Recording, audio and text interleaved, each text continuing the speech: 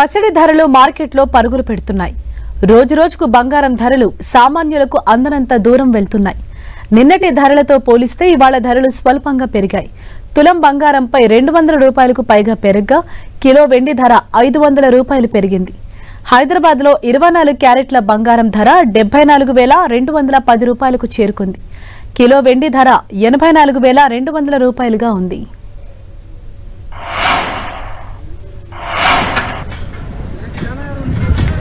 ఇక ముంబైలో 22 క్యారెట్ల 10 గ్రాముల ధర 64,600 ఉండగా 24 క్యారెట్ల 10 గ్రాముల ధర 70,470 రూపాయలుగా ఉంది.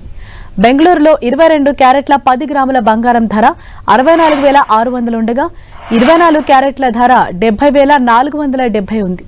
చెన్నైలో 22 క్యారెట్ల 10 గ్రాముల బంగారం ధర 65,450 ఉండగా 24 క్యారెట్ల 10 గ్రాముల ధర 71,400 ఉంది. ఇక ఢిల్లీలో 22 క్యారెట్ల 10 గ్రాముల ధర 64,750 ఉండగా 24 క్యారెట్ల ధర 670,620 రూపాయలుగా ఉంది. మిగిలిన అన్ని రాష్ట్రాల్లో కాస్త అటు ఇటుగా ఇవే ధరలు కొనసాగుతున్నాయి. ప్రస్తుతం పెళ్లిళ్ల సీజన్ కావడంతో రీటైల్ మార్కెట్లో గోల్డ్ కు ఫుల్ డిమాండ్ ఉంది. మరో వారం రోజుల్లో ఉగాది, గుడిపడవ, రంజాన్ ఫెస్టివల్స్ ఉండటంతో గోల్డ్ షాప్స్ కళకళలాడుతున్నాయి. దీనికి తోడు వచ్చే నెల 10న అక్షయ తృతీయ ఉండటంతో ముందస్తు బుకింగ్స్ కూడా జోరందుకున్నాయి. బంగారం ధర పెరుగునుందనే వార్తలతో వెంటనే గోల్డ్ కొనుగోలు కోసం డబ్బులు చెల్లించి అక్షయ తృతీయ రోజు బంగారాన్ని ఇంటికి తీసుకెళ్లేందుకు పెద్ద సంఖ్యలో కొనుగోలుదారులు ఆసక్తి చూపుతున్నారు.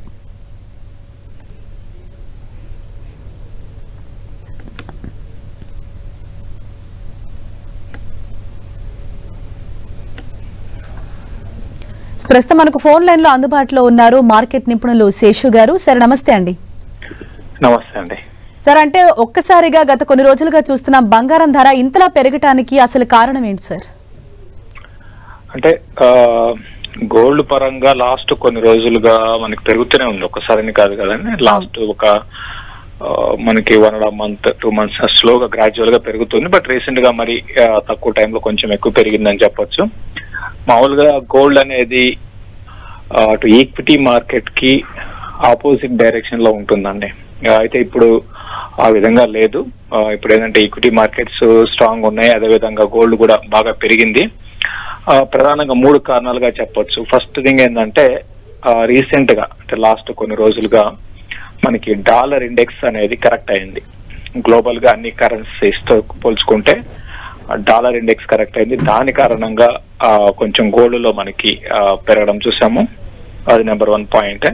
తర్వాత నెంబర్ 2 ఏంటంటే ఇంట్రెస్ట్ రేట్స్ అటు గ్లోబల్ గా బాగా పెరిగి ఉన్నాయి అన్నమాట. కోవిడ్ తర్వాత ఇన్ఫ్లేషన్ కంట్రోల్ చేయడానికి సెంట్రల్ బ్యాంక్స్ ఏం చేశాయంటే ఇంట్రెస్ట్ రేట్స్ పెంచాయి.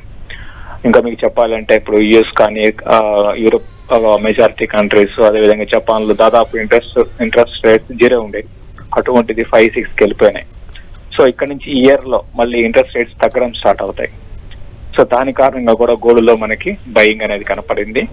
ఇంకొకటి మూడోది ఇంకా చెప్పాలంటే మేజర్ కాంట్రిబ్యూట్ చేసేది అంటే గోల్డ్ కన్సంప్షన్ చేసేది ఎక్కువగా చైనా అండి. ఫస్ట్ చైనా, తర్వాత ఇండియా.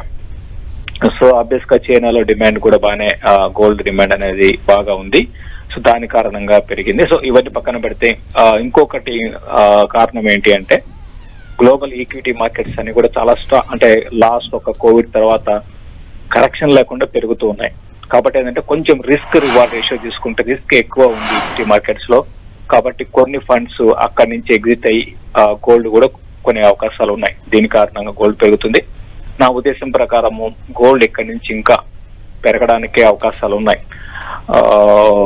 మన ఇండియన్ బాస్కెట్ లో నేను అనుకోవడము 80,000 క్రాస్ అయ్యే అవకాశాలు, 86 దాకా వెళ్ళడానికి అవకాశం కనపడుతుందండి. సార్, అయితే మరి కొనుగోలుదారులు ఈ సమయంలో బంగారం కొనొచ్చా లేకపోతే కొద్ది రోజులు వెయిట్ చేయాలా అంటే మీ సజెషన్ ఏంటి? గోల్డ్ అనేది ఇంతకు ముందు చెప్పినట్టుగా ఏంటంటే గోల్డ్ ఓవరాల్ గా ఇక్కడ ఇయర్ మొత్తానికి పెరిగే అవకాశాలు ఉన్నాయి. సో ఆగడం పెద్దగా డౌన్ అవుతుంది అయితే నేను అనుకోను. కొనాలనుకున్న వాళ్ళు అంటే ఒక 2 ఇన్వెస్ట్మెంట్ పరంగా ఒకటి ఉంటుంది ఆన్సర్ అండి. అదే ఇప్పుడు ఆర్నమెంట్స్ పరంగా అయితే కొనుక్కోమని చెప్తాను. ఇక ఇన్వెస్ట్మెంట్ పరంగా అయితే గోల్డ్ లో ఇంకోటి కూడా ఉంది, మనకి ఎస్ఐపి కూడా చేయొచ్చు. గోల్డ్ ని కూడా ఎస్ఐపి కూడా చేసుకోవచ్చు. అంటే ఎస్ఐపి అంటే ప్రతి నెల గోల్డ్ కొనుక్కోవడం అనమాట. సో ఆ విధంగా కూడా మనకి చేసుకోవచ్చు అండి. Yes sir. అలాగే మీరు అన్నట్టు కొంతకాలం నుంచి గోల్డ్ లో పెట్టుబడులు కూడా భారీగా పెరుగుతున్నాయి. అయితే ఈ సమయంలో గోల్డ్ లో ఇన్వెస్ట్ చేయొచ్చా? మీరు ఇచ్చే సజెషన్ ఏంటి? నేను చేయమనే చెప్తానండి. గోల్డ్ కంపారిటివ్లీ మనకి అంటే రిస్క్ పరంగా కొంచెం కూడా పెద్దగా చెప్పండి, రిస్క్ అనేది అసలు ఏం లేదని చెప్పను కానీ, బట్ ఎంతో కొంత ఉన్నా కూడా, బట్ ఓవరాల్ గా గోల్డ్ ముందుకే వెళ్తుంది. రిస్క్ అనేది తక్కువ ఉంటుంది కంపారిటివ్ అదర్ అసెట్ క్లాసెస్ తో పోల్చుకుంటే. ప్లస్ ఇంతకు ముందు నేను చెప్పినట్టుగా ఏంటంటే equity markets, global equity markets అంటే స్టాక్ మార్కెట్స్ అన్నమాట, నాన్ స్టాప్ గా 3-4 ఏళ్ళు ట్రెండ్ అప్డేట్ ఉంది. కాబట్టి ఇది ఏదో ఒక టైంలో అది డౌన్ ట్రెండ్ గా స్టార్ట్ అయితే గోల్డ్ ఇంకా ముందుకు వెళ్తుంది.